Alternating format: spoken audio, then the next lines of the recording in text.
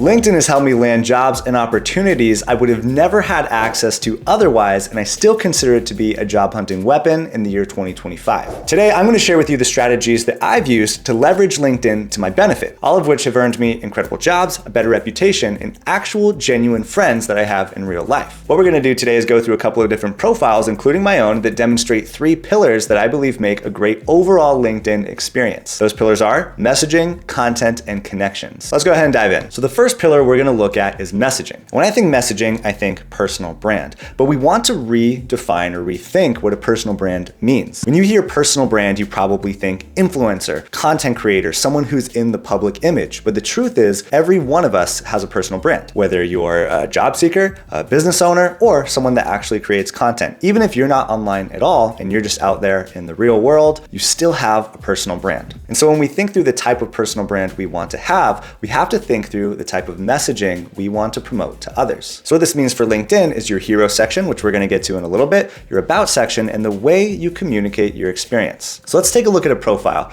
Here we have Zachary Simmons. Zach was someone I worked with last year to help them land a job, and we did a lot of work to his LinkedIn profile. Looks totally fantastic now. Shout out to Zach. He was able to transition from being a teacher into data analytics, and reshaping his LinkedIn profile was a part of that. So first thing we'll look at is this block here, and this is what I call the hero section. So the hero section is a term for website design, and I think for LinkedIn, I apply it to this, the first thing that someone sees when they land on the profile. And we'll kind of just look at it top down. First thing, profile picture, that's the first thing anyone's gonna see. You want it to be clean, professional, or whatever you're trying to go for, right? If you wanna make it fun, make it fun.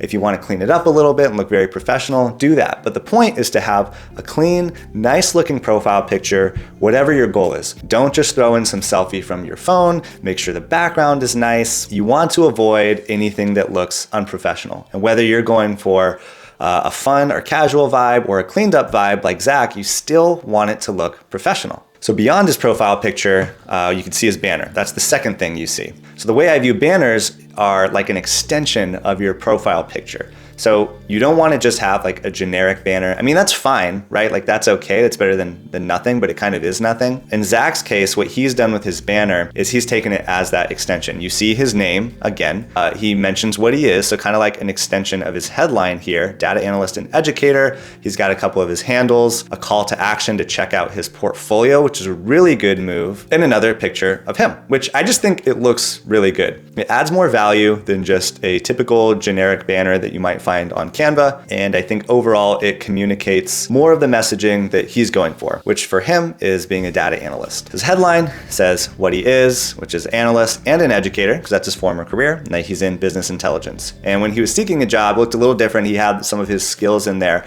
but even before he was an analyst, he was communicating himself as an analyst on his profile. That's really critical. A mistake that a lot of people make is they'll say aspiring XYZ, right? But if you're going for that role, like for this example, data analyst, you want to communicate from the start that you are a data analyst, even if you don't have the formal title yet. And that's a part of branding. Last thing we'll look at for the hero section is the actual call to action, which is his data portfolio. In his info section, he has added a link and messaging that says my data portfolio to hopefully bring people to his data portfolio. So you always want to have a call to action at the info section of the page. That's really easy to do. When you adjust the settings on your info section here, it's one of the last options. Definitely make sure you have that for whatever you want people to see, whether that is a website, a portfolio, or some services that you're offering maybe. Okay, so we've looked at the hero section. Now let's take a look at the about section. Now the mistake that most people make with their about section is they just treat it like a resume summary. And I've looked at a lot of LinkedIn profiles and resumes, and a lot of people do that. They just copy and paste whatever's in their resume to their LinkedIn profile. But the thing about LinkedIn is you have a lot more space to work with. In a resume, I mean, half the time I say don't even have a summary because it's usually really short and they all sound the same because you're fighting for space on a resume. That's not the case for LinkedIn. You have all this space and a large character limit to put together an about section, and I've found that one of the best ways to do this is to implement some kind of storytelling. You want to make it personal,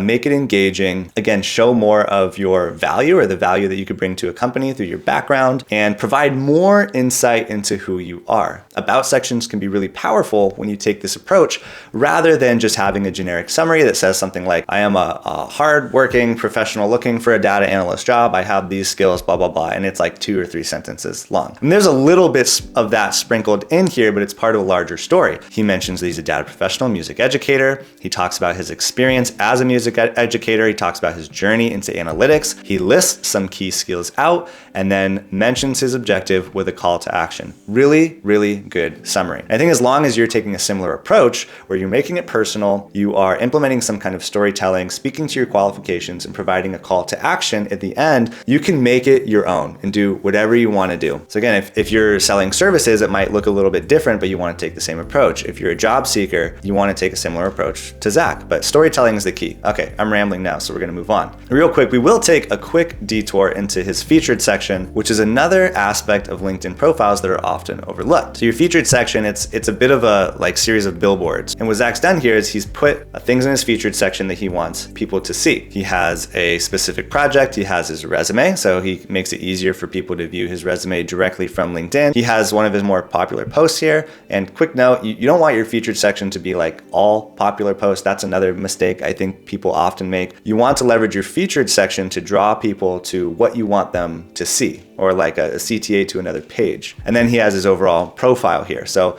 excellent approach. The last thing we have here is experience. And experience, some of this kind of bleeds into maybe like resume principles, right? But the main things are you want to communicate impact, metrics, value. Again, with Zach here in his bullet points, he's mentioned accomplishments, like action-oriented accomplishments that he's made. Led data-driven decision-making for year-round programs, contributing to an impressive 90% improvement in financial curriculum success and organizational skills. So he's talking about something he's done that qualifies him for the role that he wants and how he actually brought value to the organization he was with. You want all your bullet points to look like that. You don't want them to be task-oriented. You want them to be impact-driven. One other approach you could take that's not necessarily shown here is storytelling approach for your experience as well. So you can take one of these roles here and kind of tell a story, almost like a LinkedIn post to communicate your time there in the company. And I think that's a really interesting, unique approach that I've seen. I think as long as you're still mentioning the value you brought and some of the things you did, it's a really creative way to stand out. So now for one more example, we're gonna look at my profile. Now the goals that I have with my profile are different than Zach's, so it's gonna look different, but you'll see that I'm employing the same kind of principles that Zach did. So my profile is a little bit more business oriented. I'm promoting Maven Analytics stuff. I'm promoting some of my own stuff, but I've taken a similar approach. So when we look at the hero section, similar to Zach, right? Like I have a CTA, my name, what I'm about, another picture of me, but it's like a Notion doodle, clean profile picture, and a headline that is like an extension of who I am and what I'm doing. It's additional info that I want to provide. So I have what I am and where I'm at, and then something that I'm promoting right now, which are Maven's live cohorts. I have LinkedIn Premium Business, so I have access to some other features, but the visit my website icon is a link to my personal website. And in the About section, I'm utilizing storytelling, but taking a slightly different approach. I have my experience in this kind of bullet point format, but I'm telling the trajectory of where I've been and how I ended up where I'm at. And then what I'm doing now, links to some of my socials, call to action, DM me. So it still accomplishes the same thing as what Zach was doing. In my featured section, you'll notice that I'm still drawing people to where I want them to go, what I want them to see, but I've created these fun little thumbnails that I created in Canva as part of my personal branding, like color themes and whatnot. And then I have some posts if you go further. But the main thing I'm drawing people to are these kind of billboards to the different services I provide, the websites I want them to see, stuff with Maven here like you see in the first thumbnail. So again, utilizing that featured section to draw people's attention to where you want them to go, whether it's a portfolio, a resume, a website, a service, you get the picture. So let's talk through the second pillar, which is content. For this section, I'm just gonna talk and we'll show some examples of different posts that I'm referring to as I'm talking. So content is how you create passive attention. So even if you're a job seeker on LinkedIn, I still think there's a ton of value in creating content. So if we look at a proactive versus a passive approach to job seeking in particular, the proactive approach would be like filling out job applications or getting in touch with recruiters or creating connections, which we're going to talk more about in our third point. But the passive approach to getting attention and opportunities is through your content. So while you are actively, filling out job applications, getting in touch with people, this and that, you also have people coming to you through your content. And so it creates this twofold approach to gathering attention. And whenever you put out a piece of content, that is going to live on even once you start creating more content. LinkedIn doesn't do an awesome job of pushing older content. I think they're getting a little better with that. But someone might see your post weeks later or a month later. I still get likes on posts from like a year ago. It's crazy. So every time you create a piece of content, it's like another little soldier going out there into the LinkedIn atmosphere that people could see at any given moment. And it compounds over time the more content you create. And so while the main point of our content is to gather that passive attention, you want to leverage that content to demonstrate your expertise and tell more about who you are. So in your content, you should be focusing on that. And so a posting approach that I often recommend is creating 3 types of content. There's personal content, which is your life, your journey, where you're at in your career or business or whatever you're doing, etc. How-to content, which is concept breakdowns or explaining certain things involved with what you do, as well as visual content. So that might be like portfolio projects, or if you put together something that's in your portfolio, you can share that and talk about that. And I think some of these 3 content types might overlap, but I've found that these 3 types of content help to organize your approach to creating content, which can feel really overwhelming if you've never done it before. And so if we were to talk through like a plan for your posting, I would take each of these 3 content types and post 1 type per week. So at least 3 times per week doing personal content, how-to content, and visual content. And if you do that and you stay consistent with that, over time, that's going to bring you a lot of attention. But the way you leverage that attention is equally important. And so that brings us to our 3rd point, which is connection. And when we hear connections, we probably immediately think like on LinkedIn, you have connections and just sending out a bunch of connection requests to random people, which is what a lot of people do. And that's not a very effective approach. But I think a better way to view connections is with a long-term approach and creating actual connections with people you've actually interacted with. And connections are how you unlock backdoor opportunities. And so when you have these types of genuine connections with people, you're more likely to get referred to an actual opportunity or to find out about opportunities you didn't know about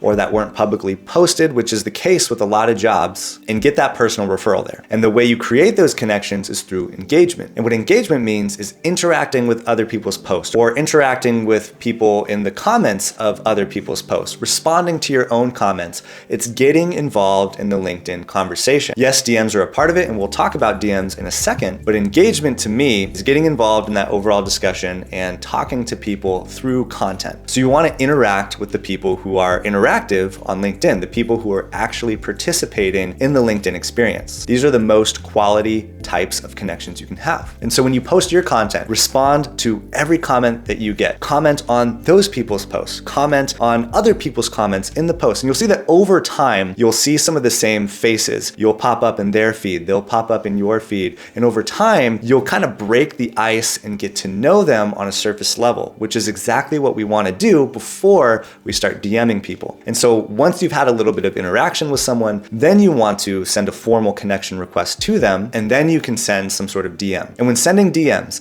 the most common mistake I see, I get these messages on an almost daily basis, is people who DM just asking for a referral. They don't know me, never spoken to them, but they want me to put my reputation on the line and refer them to a job. I've never quite understood why people do that. It's not very effective, but I do kind of get it. They're just taking a spray and pray approach and hoping that someone throws them a bone. I get it. But a better way to send DMs is once you have established an actual connection with someone you've interacted with in some way on LinkedIn and you've broken that ice, then you can send them the DM. And you want your first DM to be very outward focused. You don't want to take that approach of DMing them, asking them for something. You want something that further breaks the ice and establishes a one-on-one conversation. I've found this to be the most effective way of DMing people and creating an actual connection. So what does that look like? If you see someone post something that was really interesting to you, you can send them a very simple message saying, hey, so-and-so, just wanted to say, really loved your post today. This part stood out to me, name something specific. Keep up the great work.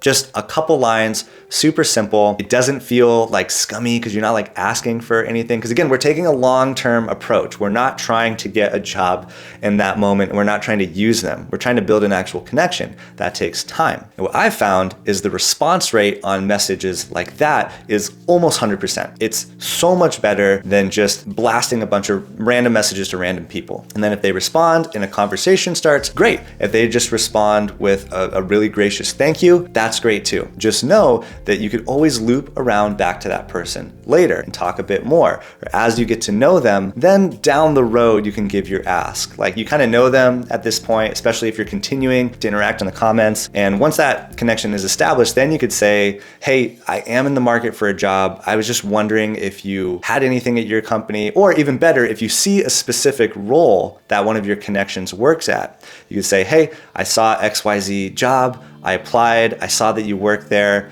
I was wondering if maybe you can give me a referral. You don't want to be pushy about it, but if you're reaching out to someone you've already broken the ice with in some kind of way, it's so much more effective. And a lot of people that I've worked with, or a lot of the people that I've seen use this strategy, just have a way higher effective rate. Might not happen overnight. It's not going to happen right away. And through creating content, you're not going to get a bunch of recruiters in your DMs. But when you take this kind of long-term approach to job hunting and creating connections, better quality opportunities come in time. Might take a few weeks or a few months, more likely, but those opportunities will come if you're working the strategy. Last thing to mention in this section is reaching out to hiring managers or recruiters, right? You're not always gonna get the opportunity to be friends with a manager at a company you wanna work with, but we could still take a more personal approach. So let's look at one thing we could do here. If we go to the search bar, we can type in hiring data analyst, or whatever your target role is. I'm putting data analyst because we were looking at Zach's profile a minute ago, and filter to posts and filter to date posted past 24 hours. So you're seeing people that have posted today.